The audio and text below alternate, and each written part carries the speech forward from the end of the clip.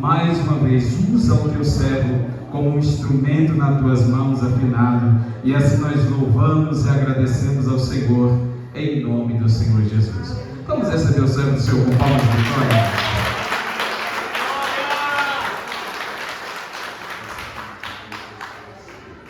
Glória a Deus.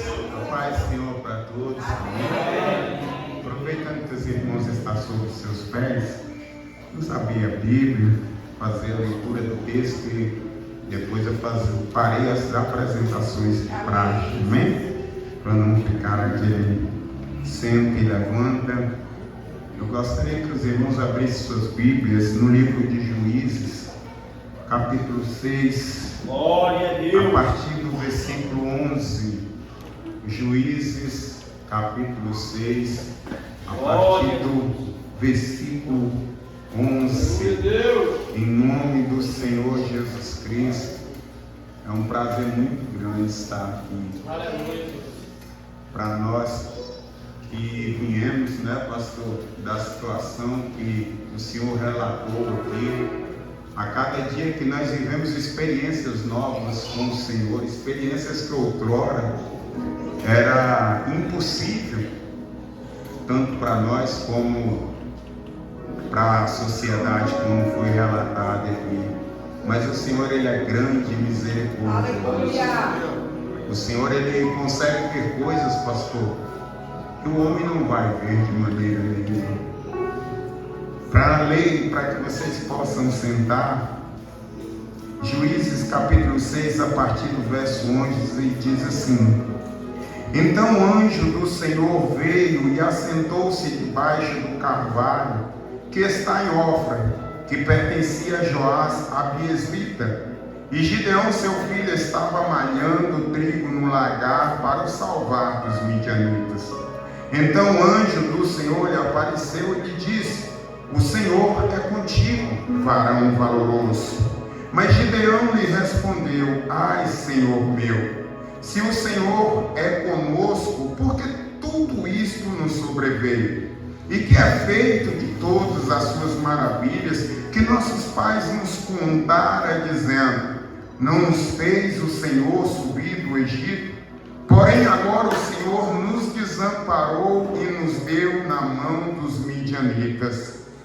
Então o Senhor olhou para ele e disse: Vai nesta tua força, e livrarás a Israel da mão dos midianitas. Porventura não te enviei eu? E ele lhe disse: Ai, Senhor meu, com que livrarei a Israel?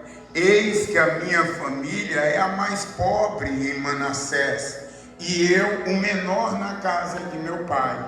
E o Senhor lhe disse: Porquanto eu hei de ser contigo, tu ferirás os midianitas como se fosse um só homem. Pode se assentar, irmãos. Como já fui apresentado, eu sou o pastor Cleito, da Casa de Recuperação Servo Cristo.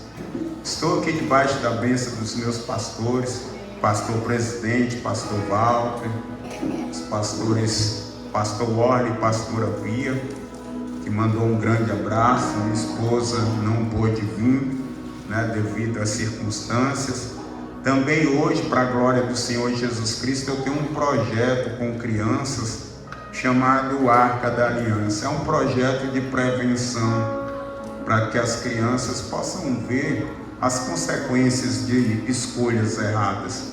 Elas participam diariamente, praticamente, com esses homens que aqui estão, talentos aí que estavam enterrados, como eu disse ao pastor. Nós tivemos a oportunidade de ver um rapaz louvando aqui, que há poucos dias atrás estava enterrado esse talento, pastor.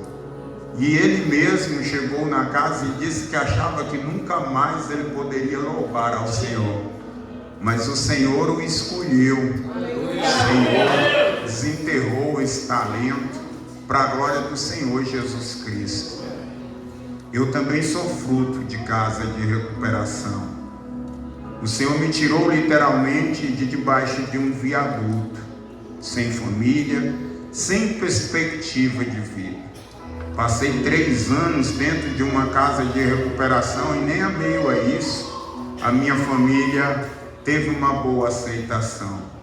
Mas tudo era o tempo de Deus. O Senhor estava trabalhando e preparando para mim vivenciar o que eu vivencio hoje, né? O amor que Deus colocou no meu coração, a oportunidade que Ele me deu, é a mesma que eu quero para todos os que ali entram. Nós falamos aqui, nós vimos o pastor Getúlio falar a respeito de evangelização. E antes de eu começar a ministrar a palavra, eu não posso deixar de falar algo que o Senhor chamou muito a atenção minha. No livro de Atos, no capítulo 20, a partir do verso 7, Paulo estava revisitando a Macedônia, porque era de praxe Paulo levantar uma igreja e depois de alguns anos ele voltar para rever os acontecimentos daquela igreja, o que estava acontecendo. E ele chega na Macedônia e vai a uma casa, e naquele dia ele começa a pregar em uma casa preparada para esse momento, porque a palavra diz que estava cheio de luzeiros. Era uma casa que estava preparada para uma festa, um culto. E tinha um jovem por nome Eutico que estava nessa mesma casa. E a palavra diz que Paulo estendeu nesse dia, não se sabe porquê, não se sabe o motivo, mas tudo na vida tem um propósito. Você não está aqui simplesmente para ocupar banco, você está aqui por um propósito. Deus te escolheu para um propósito, independente das circunstâncias, Deus te escolheu. A palavra diz que é o Senhor que nos escolhe, não nós que escolhemos o Senhor. Aleluia! E aquele jovem estava ali, e ele começou a cochilar. Enquanto Paulo pregava, a atenção dele não estava na palavra. Não se sabe o que se passava na cabeça dele. Não se sabe, pastor. Mas o que a gente pode perceber é que ele estava pouco interessado no que Paulo estava pregando. E chegou um momento que o cansaço tomou conta dele. Em evidência, claro, esse jovem estava num alpendre, num lugar alto. E a palavra diz que esse jovem cai, despenca daquele lugar e cai do lado de fora da casa. Eu quero que vocês prestem atenção no que eu estou dizendo. Eu estou falando do lado de fora da casa. Paulo estava pregando, pastor, e ele para imediatamente, desce as escadas ali. Tinha um banquete preparado, como eu disse. Talvez depois do culto teria um banquete, uma festa, sabe-se lá.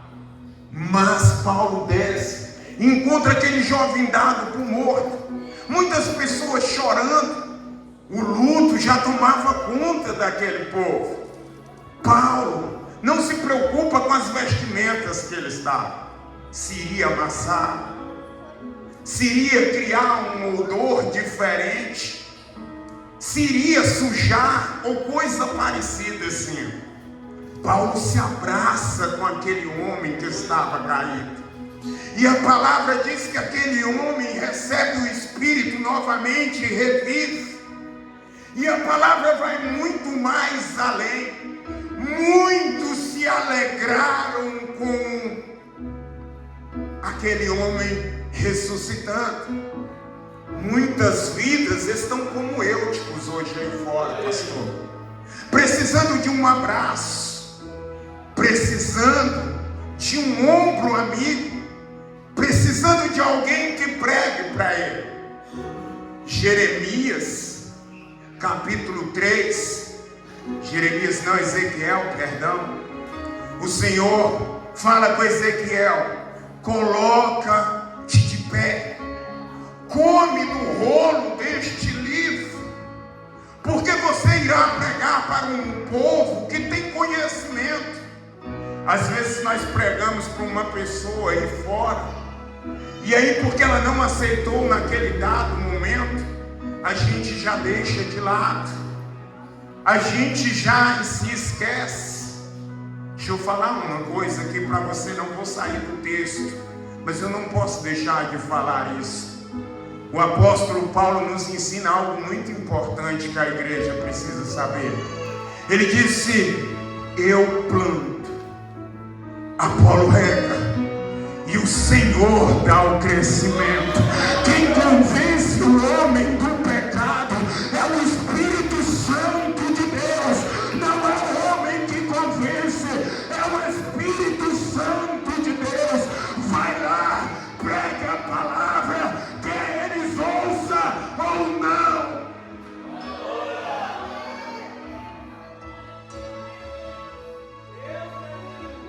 Talvez nessa noite aqui tem muitas pessoas que se perguntam assim: será, Senhor? Quando será o dia que o Senhor vai me capacitar para missões? Quando será o dia que eu vou me sentir preparado ou preparado para que eu possa estar nas ruas evangelizando ou coisa parecida? Quando será que o meu propósito vai ser esclarecido? Nós estamos diante de um texto, de um povo que fez o que era mal perante aos olhos do Senhor. E por isso Deus entregou esse povo nas mãos dos seus inimigos. Por um período de 70 anos, esse povo sofreu saqueamentos. Eu costumo dizer que o povo de Israel, em algumas situações, foi muito passivo. Um povo que deveria ser um povo desbravador. Mas em alguns momentos, nós sabemos que tudo tem um propósito de Deus, mas em alguns momentos, a passividade desse povo me chama muito a atenção. No livro de Êxodo, quando nós vemos que depois da morte de José, Faraó vê o grande crescimento do povo. Teme pelo crescimento daquele povo. Ele não conhecia a história de José. O povo já era um povo. E por que esse povo vai aceitar agora as condições impostas pelo aquele Faraó passivamente? Um povo que era livre, e agora Faraó determina que eles serão escravos, e eles aceitam passivelmente, sequer questionaram isso. Logo em seguida, Faraó não se sentiu satisfeito. Faraó agora duplica o trabalho daquele povo. E aquele povo, mais uma vez, eles são passivos à situação. Olha aí. Faraó também não se deu por satisfeito, porque o povo continuava multiplicando. O povo continuava aumentando. Era uma grande nação, estava se cumprindo o propósito de Deus e a promessa de Deus na vida de Abraão, dizendo: olha, de ti eu farei uma grande nação. Se nós hoje nos dias atuais formos falar de uma grande nação, nós falamos de potência que não abaixa a cabeça. Mas esse povo, eles receberam passivelmente. E o terceiro ato de Faraó foi exterminar a família, para que eles não crescessem mais, para que eles não viessem multiplicar mais. Faraó fez um decreto com aquele povo, contra aquele povo. Os filhos que nascessem homens seriam mortos, e as mulheres, aquelas que nascessem do sexo feminino, elas teriam que trabalhar como jardineiras no palácio de Faraó. E mais uma vez esse povo aceita passivelmente. Até que nós vemos esse povo agora tomando uma atitude. Quando Deus visita Moisés depois de 40 anos, nós vemos o Senhor falando: eu tenho ouvido o clamor desse povo. Esse povo agora que se levanta para clamar. Esse povo agora que entende que é só me buscar. Esse povo agora que chama a minha atenção. Eu agora levanto do trono e determino um novo decreto.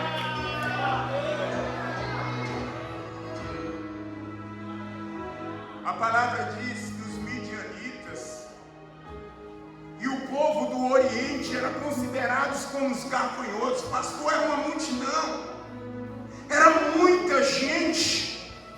Como é que o povo vai se levantar contra isso, pastor? A palavra nos garante que aquele que está em nós é maior do que aquele que está no mundo. Quando nós entendemos o Deus que nós servimos, nós não tememos a grandeza do nosso inimigo, porque quanto maior ele for, maior será a glória do Senhor sobre a vida do teu povo.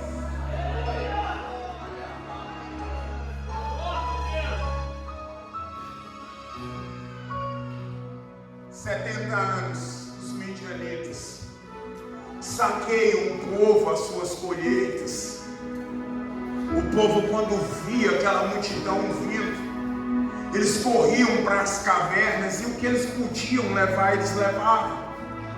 Deixavam seus lares, o que eles produziam, os midianitas vinham e saqueavam. Um dia o Senhor olhou para um homem como olhou para mim e para você. Quando o Senhor olha para um homem, é porque o Senhor acha alguma coisa nesse homem. O Senhor sabe a capacidade que ele tem. O Senhor sabe o propósito que ele tem.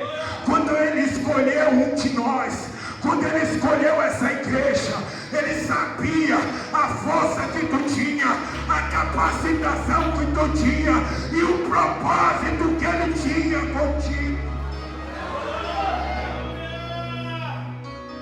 Gideão está no lagar. O anjo do Senhor vem e se senta debaixo do carvalhais e começa a abrir um diálogo com Gideão. Gideão agora começa a questionar, começa a perguntar: cadê o Deus que os nossos antepassados? Às vezes nós ficamos perguntando: cadê o Deus que fez na vida de fulano, fez na vida de ciclano? Eu quero te dizer uma coisa nesta noite: o mesmo Deus de Abraão, o mesmo Deus de Jacó, o mesmo Deus de Isaac, é o mesmo Deus que se faz presente na tua vida, é o mesmo Deus de cada um de nós. A pastora falou aqui: o que precisa é um posicionamento. Gideão, depois do anjo falar, Gideão, vai ser você. Você é o escolhido para libertar esse povo da opressão que eles estão vivendo. Ele agora mais uma vez vem se vitimizar. Ele diz: olha, a minha tribo é a menor em Manassés, e eu na tribo deles, da casa de meu pai, eu sou o menor. Deixa eu te falar uma coisa: o que Gideão estava falando era que não tinha poder de voz. Preste atenção quando a gente se coloca na posição. Até aquilo que nós achamos que é as nossas fraquezas, Deus torna em fortaleza. Mas antes disso, pastor, ele vai prestar um sacrifício a Deus. Ele mata um cordeiro, pede para o anjo esperar, pega pães asmos, uma panela com carne e caldo, e leva até aquele anjo ali, numa espécie de sacrifício, porque às vezes precisamos fazer sacrifício, às vezes para chegar aonde a gente quer chegar, pastor, e não é às vezes, vou mudar até as falas. Para a gente chegar aonde a gente quer chegar, é preciso sacrifício. Gideão traz até onde o anjo está. O anjo pede para que coloque sobre uma pedra, derrame o caldo aí para dificultar, para provar que Deus é contigo. Quanto mais difícil ficar, mais se prova que Deus é contigo. falar uma coisa aqui para a igreja. Tem momentos que dói. Tem momentos que dá vontade de desistir. Tem momentos que a luta parece ser maior do que o propósito. É forte, Deus. Mas jamais a nossa dor pode ser maior do que o propósito que Deus tem. A palavra diz que o poder de Deus se aperfeiçoa nas nossas fraquezas. Depois disso, o anjo toca com um cajado naquele lugar e toda a oferta pega fogo. Gideão agora, entre aspas, está convencido. Mas tem um detalhe.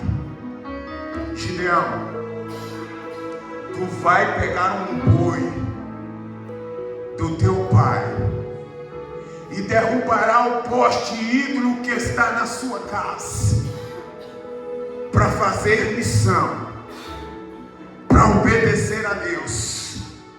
Primeiro é preciso derrubar os postes ídolos que estão na nossa vida. Não sei se é o receio, não sei se é o medo, eu não sei o que está impedindo você de adorar, você de concluir, mas nesta noite eu quero te dizer, está na hora de derrubar esse poste ídolo que está impedindo a ação de Deus na tua vida.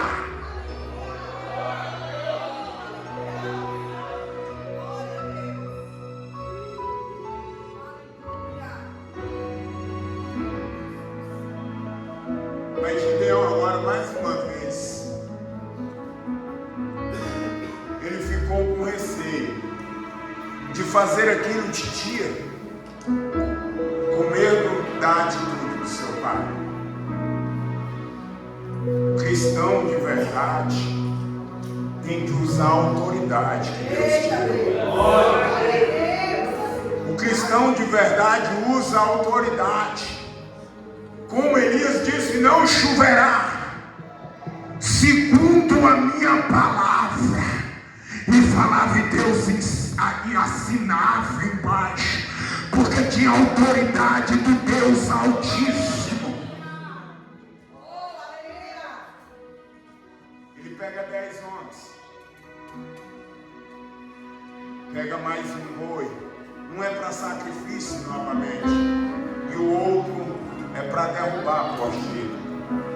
Eu acabei de falar aqui que aquilo que parece ser fraqueza nas nossas vidas é o que Deus aperfeiçoa como força. Gideão vai escrever 11 cartas. Por que 11 cartas, pastor, se era 12 tribos de Israel? Para você ver que quando não há união, a gente sofre, porque a tribo de Efraim estava em guerra. Por que todos de Israel não estavam participando da mesma guerra, se era o mesmo povo? Hoje eu estava pregando para os irmãos lá na casa: reino dividido não subsistirá. Ele tinha medo de falar, ele acabou de limitar, dizendo: olha, eu sou o menor aqui, eu não tenho poder de fala. Mas Deus manda ele escrever 11 cartas. Com as 11 cartas que ele escreve, ele consegue ajuntar uma multidão de 32 mil homens para a glória do Senhor Jesus Cristo. Uma carta não precisou muito. Uma carta Deus mostrou a autoridade que ele estava sobre Israel. Com a carta Deus mostrou, não precisa de muita coisa, Gideão. Não precisa você esperar se capacitar. Não precisa você treinar. Não precisa você esperar uma ação sobrenatural. Porque o sobrenatural de Deus acontece nas coisas simples. Deus opera nas coisas simples.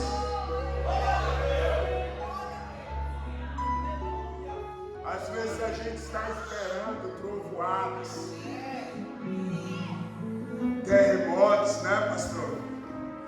Deus está dizendo assim: levanta-te, vai com a tua força, eu já preparei, e entregarei a guerra em tuas mãos.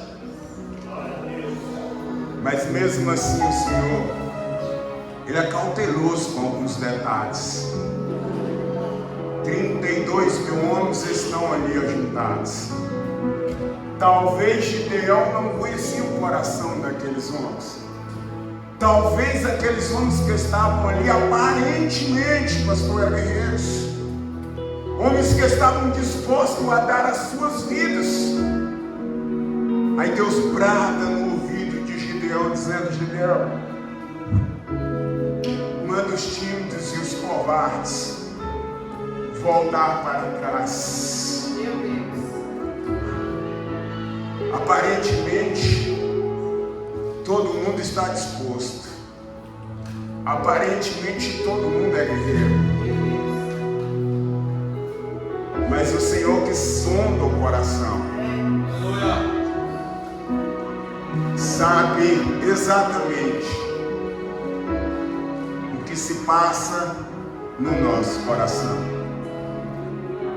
E aí voltou 12 mil homens. O Senhor não se dá muito satisfeito, porque o Senhor não anda com quem não anda consertado, pastor. Deus não anda com quem não está no conserto. Gideão, pega o povo e leva para beber água. Aqueles que não tiver vigilante aí, Gideão, que ao chegarem ao perto do ribeiro, perto da água, e se abaixarem e beberem a água como cães, esses não voltarão. Mas aqueles que é vigilante, pastor, que traz a água na boca e está olhando para um lado e para o outro, preparado para a guerra, esses são os 300 que Deus vai entregar os midianitas na mão. Esses são os 300 que Deus escolheu essa noite para entregar os inimigos nas nossas mãos. Não importa a quantidade, Deus já preparou a nossa vitória. Confia no chamado que Deus tem para a tua vida. Mesmo que hoje você se sinta fraco, mesmo que você se sinta incapaz nessa noite, eu quero dizer nessa noite que esse altar vai ser quebrado em nome de Jesus. O altar que vai ser levantado nesta noite, na minha vida e na tua vida, é um altar de adoração a Deus. Somente a Ele é digno de toda honra e de toda glória. Somente Ele terá o altar na nossa vida.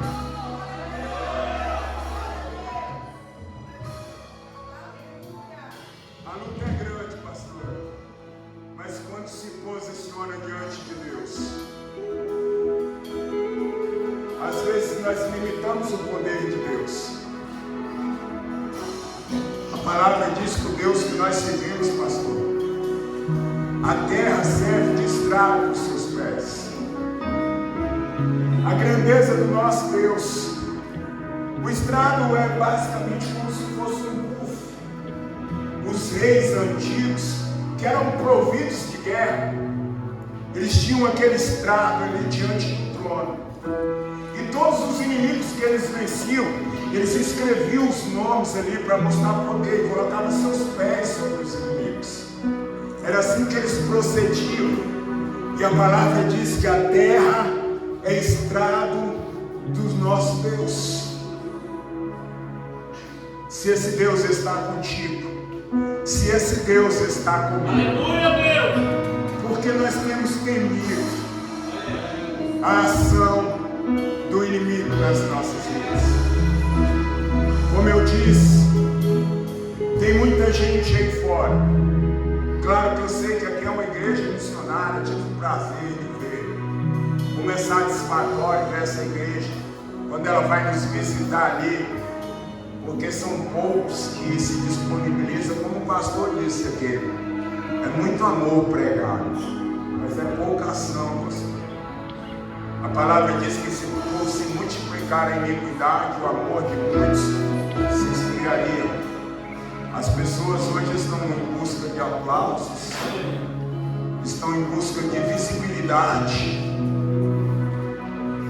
enquanto o Senhor está nos chamando, para que mesmo que a gente fique oculto, mas que nós venhamos produzir frutos. Mesmo que seja uma única árvore no ribeiro, essa única árvore solo, pastor, ela produzindo frutos, é melhor do que eu ter uma multidão de árvores que não produz frutos nenhum. Que Deus abençoe a vida de cada um que aqui está. Eu espero que essa palavra tenha entrado no coração de vocês e vocês tenham entendido. Vós foi escolhido nessa noite para estar aqui, para entender, como a pastora acabou de dizer aqui, qual é o meu propósito?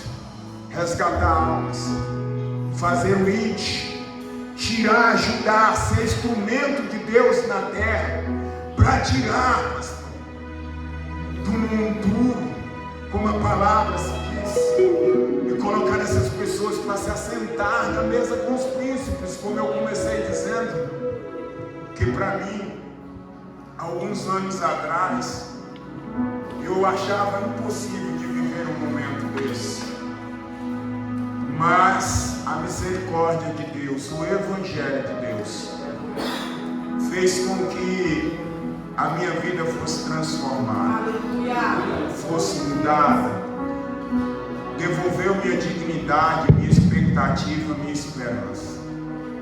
E o Senhor, quando eu pensei, pastor, embora, que eu tinha terminado minha missão, o Senhor falou: de graça você recebeu, agora de graça você vai dar. E eu trabalho praticamente, eu fico mais com os meninos do que na minha casa, pastor. E as pessoas costumam dizer assim: pastor, mas não é cansativo, não é enfado, porque lidar com um ser humano? E eu costumo dizer assim: o dia que eu perder o amor pela obra, eu paro, porque ela vai se tornar pesada na minha vida. Mas enquanto eu tiver amor por essa obra, enquanto o Senhor me sustentar, enquanto Deus falar comigo que o propósito ainda é muito distante, eu estou igual Elias na caverna. Come do pão, bebe da água, siga em frente, porque tem muita coisa a fazer. Se alimenta agora, porque tem muita coisa a fazer. Que nessa noite nós saiamos da caverna cheios e alimentados do Espírito Santo de Deus. Pastor, eu quero agradecer a rica oportunidade de estar aqui com essa igreja. Muito obrigado. Vocês não sabem o quanto isso vai ficar marcado no coração de cada um desses.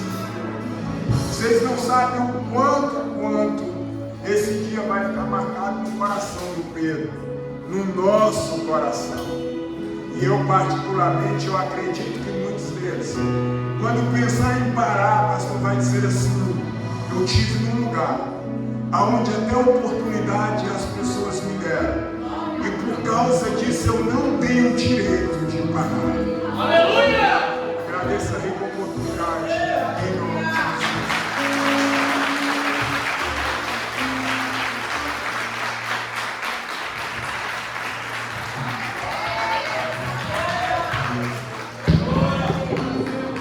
Se coloque de pé, igreja. Feche seus olhos e abra seu coração para Deus. Você pode entregar o seu melhor para Deus. Deus acabou de entregar o melhor para você nessa noite. Deus acabou acabou de entregar uma revelação do céu para o seu coração, e você pode devolver a Ele com sua adoração.